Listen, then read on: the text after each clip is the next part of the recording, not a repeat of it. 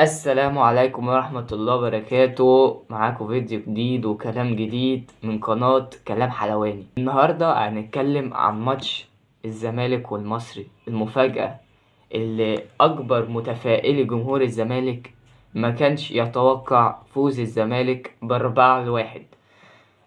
والحقيقة بعد هدف المصري من أسامة الزمراوي أنا صراحة خفت، حطيت إيدي على قلبي. أنا قلت الماتش رايح في طريق مظلم، يعني خفت ما نعرفش نرجع. مصر فريق كبير عنده لعيبة، مدرب نبيل الكوكي جيد جدا، هيقدر يزود الهدف الأول. فالحقيقة الهدف أسامة الزمراوي برضو كان فيه أخطاء من وسط الملعب، أخطاء من أحمد ربيع مش هيقدر يعمل كل حاجة لوحده، بس كان في كمية باصات بيحصل في نص الملعب من لعيبة المصري بطريقة كبيرة جدا، وما كانش في حد بيعرف يقطعها. يا بتنتهي اللي هي بتطلع من تماس زي ما شفنا كذا مرة، يا إما بيروحوا بيعملوا تسديدة أو باص خطأ في النهاية، يعني ما بتتقطعش. الحقيقة فضل يعملوا كمية باصات لغاية ما راحت أسامة المزراوي، آسف الزمراوي، واخترق وشاط وسجل هدف. بعد كده نلاقي لعيبة الزمالك ما بتسكتش، ما بتريحش، لأ، عايزة تحاول وبتعافر تجيب الهدف التعادل لغاية ما بزيرة العالمي. الحقيقة الشوط الأول بزيرة عبد الله السعيد فتوح محرك لعب مش طبيعي، التلاتة عمالين ينزلوا لتحت ياخدوا الكورة يطلعوا بيها. يعني كان باين قوي من نزول عبد الله السعيد وفتوح وعمر جابر وبنتايج بيتقدموا لقدام. الحقيقة لازم نشيد بعبد الله السعيد، الله أكبر عليه، لعيب. ما تعرفش هو يعني رئته الله أكبر، رجله الله أكبر، عينه الله أكبر، يعني ما شاء الله بيقدم ماتشات يعني ممتازة الحقيقة.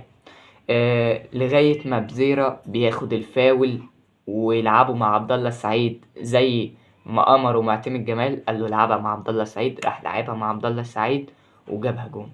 فنفذها بزيرة زي ما طلب منه معتمد جمال، يلعبها مع عبد الله، وراح ولعب عرضية، يعني عرضية أوروبية بصراحة، عرضية والله ما تشوفها في الدوري المصري، ولا حد يعرف يعمل زيها، ولا زيزو ولا إمام ولا أي حد يتوقع اللي هو يعملها عرضية لبعيد. هو عملها عرضية يعني لجوه كده، اللي هي ايه، خدها عدي جايبها جون. والحقيقة عدي اتعامل معاها بمنتهى الروعة، ما حدش بقى فيها باور جامد يطلعها بتاع، لأ، بس لمسها ريحها سندها في الجون.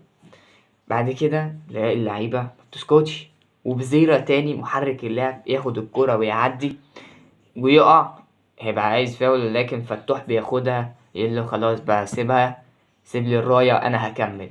راح يكمل. الحقيقة فتوح ما طمعش وعطى الباص لناصر منسي، وناصر منسي يعني بمفاجأة الصراحة أنا قلت هتقلش ويبقى شكلها وحش، بس الولد شاطها ودخل الجون. ناصر منسي يعني موفق بس برضو مجتهد. يا جماعة شوفوا قبل ما الكرة تجيله كان لعب اللي هو عمل جسمه على الاوفسايد، رجع خطوتين بعد كده انطلق اول ما فتوح لعبها له. يعني مش لعيب اللي هو كل مرة هيتوفق، لا، هو برضه بيعمل اجتهادات، بيعمل اللي في دماغه واللي عارفه. فناصر منسي عامل مستوى عالي، مش معنى اللي هي جاية معاه يبقى خلاص يبقى هي جاية معاه ومبروك وبس، لأ، الراجل بيجتهد. حتى هنشوف في جونه التالت، بص الكورة من بزيرة برضو محرك اللعب، 3 كور جاية من بزيرة، عمل عرضية ما راحتلوش، ما سكتش، ما وقفش وقال خلاص غيري هيجيبها. وبص ده في الدقيقة كام والزمالك كان كسبان والزمالك كان بيعمل هجمات، بس هو صمم اللي يروح وياخدها، مع ان الكرة مش ليه خالص، كرة عالية، كرة ممكن عمر جابر هو اللي يجيبها، بس لا، هو ما سكتش وراح وضغط على عمر الساعي، عرف يجيبها وجابها وجاب جون عالمي. مش بقى ريحها وفكر وبتاع، لا، على طول يلا. مليون في المية في توفيق، بس في اللي هو ما سكتش، راح وضغط صح، اخدها ليه صح، ريح نفسه صح، عدل جسمه صح. طب ما ده كله، ما هي معادلة كيميائية. هو في نواتج وفي متفاعلات. هو الراجل عامل مجهوده وعامل اداء رائع، فطبعا هيبقى في نواتج. في بقى اللي ربنا هيتوج له كل الاجتهادات دي بأهداف. بعد كده نروح للهدف الرابع. يعني كويس وجميل من لعيبة الزمالك اللي هما مش جابوا الأول والتاني والتالت وريحوا، لأ، جابوا الرابع ومكملين. كرة تتلعب من عبد الله السعيد وكأن الزمالك لسه برضه كأنه خسران عايز يجيب جوان، حسام عبد المجيد طالع والكرة بتتنفذ بروعة من عبد الله السعيد اللي برضه كان يستاهل يجيب جون، هو وبزيرة وفتوح. والله يعني التلاتة عاليين كانوا عاملين مستوى عالي. فتترفع من عبد الله السعيد وبكل أريحية وبدقة من حسام عبد المجيد يسجل جون. كده حسام عبد المجيد الحقيقة عامل مستوى رائع، وكل ماتش بيجيب جون، وجاب جون في الكونفدرالية برضو من ركنية من عبد الله السعيد وسجلها. الزمالك الكرة حباه، الكرة عايزاه، بس برضو في نظام. من مين؟ الجمهور اللعيبة ولكن معتمد جمال. يا جماعة معتمد جمال كان جاي ماسك من أحمد عبد الرؤوف، وكان الوضع مش أفضل حاجة، لا في فلوس لا في وكان في إصابات لمكايد وغيره، وخوان بزيرة اتصاب. فاعتمد جمال أخد الراية من أحمد عبد الرؤوف، وكانت المركب بتغرق. فجأة معتمد جمال حرفيا عمل من الفسيخ شربات. ربنا كرمه، بس هو بيعمل تكتيك. انت شايف لعب، شايف نظام لبناء الهجمة. عبد الله السعيد زي ما قلنا وفتوح بينزلوا، عمر جابر بيتحرك، بنتايج بيفضل على الخط، حسام عبد المجيد لو اتزنق يلعب له، مريح اللعيبة. يعني ايه مريح اللعيبة؟ جملة مهمة قوي. اللعيبة مش خايفة وهي بتطلع الباص، بتطلع الباص، عارفة اللعيبة بقوا فاهمين بعض. هو وصل اللعيبة لنقطة اللي هم فاهمين بعض. هتقولي يعني ايه؟ يا جماعة ناصر منسي لما يتحرك فتوح عارف اللي هو هيتحرك فين فهيلعبها له، فناصر منسي مستني الباص اللي هيتلعب له من فتوح. عبد الله السعيد عارف نظام لعب حسام عبد المجيد لما ينزل له هيلعبها له. عمر جابر مع بزيرة بقى عارف وفاهم دماغ عدي الدباغ.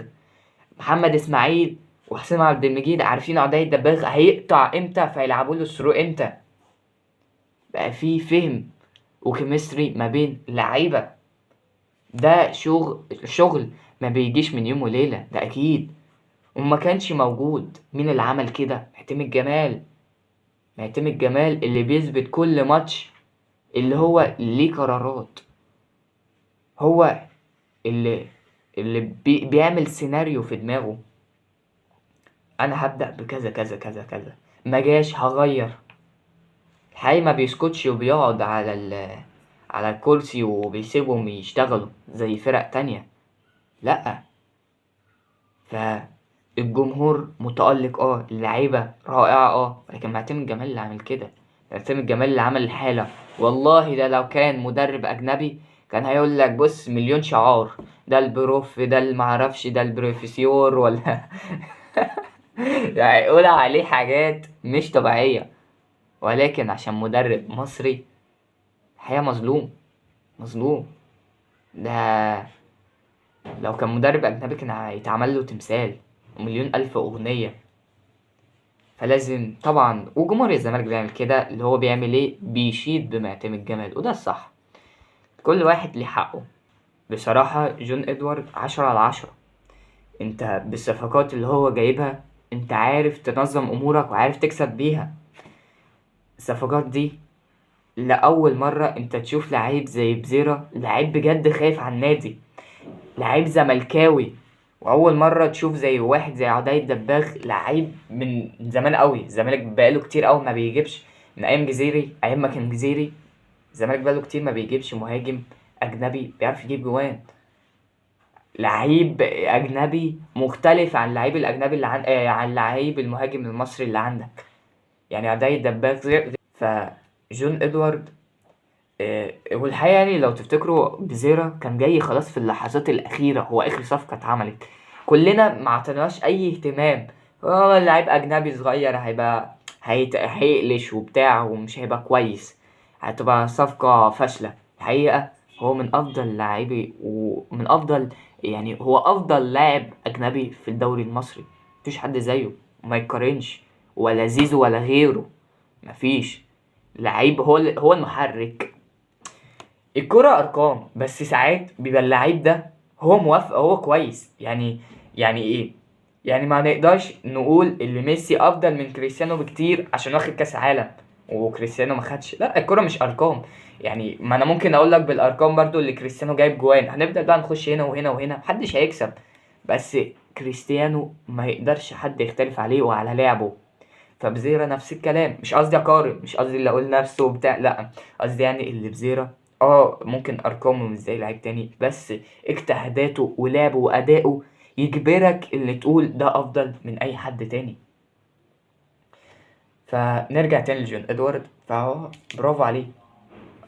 جون ادوارد لو توفر له الفلوس هيبقى 10/10 ونجمة، وهيبقى هو بس اللي مفيش غير شيكو بنزا قلشت منه، وساعات بيبقى بيعمل اداء، بس يعني مش افضل من الصفقات اللي هو جايبها. بالمقارنة بالصفقات اللي هو جايبها في غيره احسن طبعا.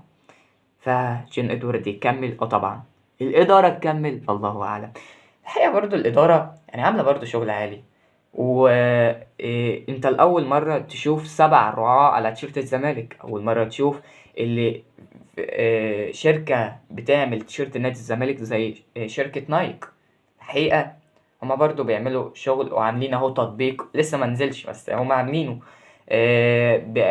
موضوع الارض متهيألي هناخد ارض بديلة خلاص، ونفس المواصفات ونفس كل حاجة بتاعت الارض القديمة، نفس مكان المحلات وكل حاجة، نفس الموضوع بالظبط. وبرضو لازم طبعا نشكر العالمي المنقذ ياخد لقب المنقذ ممدوح عباس، هو اللي مساندك.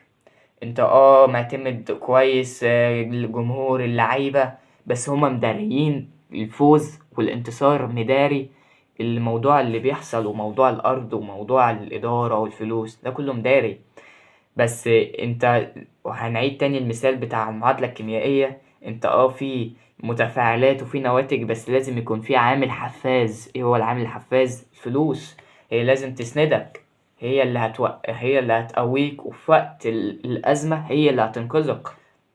فانت انت بتنتصر وبتاع، بس مفيش حاجة ملموسة. انت ولا خدت لقب ولا خدت فلوس. انت في انتصارات، بس بعد الانتصارات لو لا قدر الله فما خدتش ولا بطولة، هتعمل ايه؟ الكونفدرالية مشوارها صعب جدا، محدش يغرك. شباب بلوزداد قوي، بعديه لو الوداد خرجت، بس بعديه انت مش عارف هتعمل ايه. شباب بلوزداد على ارضه وجمهوره قوي، فانت لسه ما خدتش حاجة ملموسة، لسه ما مسكتش لقب ولا فلوس. ده كله برضو عايز نعمل سبوت عليه. بس ان شاء الله خير، والزمالك قادم، والزمالك سيظل المعادلة الصعبة، سيظل النادي اللي مفيش حد زيه، سيظل بجمهوره الوفي الحاضر بقوة. وإن شاء الله القادم أفضل لنادي الزمالك. أراكم على خير بإذن الله، والسلام عليكم ورحمة الله وبركاته.